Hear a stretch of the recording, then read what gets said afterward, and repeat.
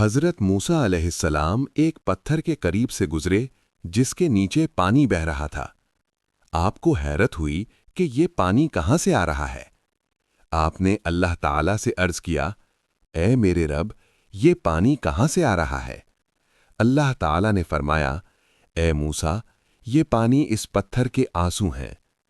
حضرت موسیٰ علیہ السلام نے عرض کیا، یا رب، اس پتھر کو رونے کی کیا وجہ ہے؟ اللہ تعالیٰ نے فرمایا، اے موسیٰ، یہ پتھر جہنم کے خوف سے روتا ہے۔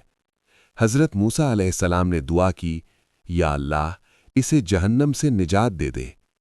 اللہ تعالیٰ نے فرمایا، میں نے اسے جہنم سے آزاد کر دیا ہے۔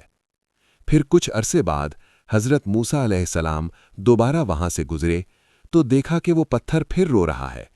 آپ نے عرض کیا، یا اللہ، اب یہ کیوں رو رہا ہے؟ اللہ تعالیٰ نے فرمایا، اے موسیٰ، پہلے یہ میرے خوف سے روتا تھا، اب یہ میری محبت میں رو رہا ہے۔ مجھے جہنم کا ایندھن نہ بنانا۔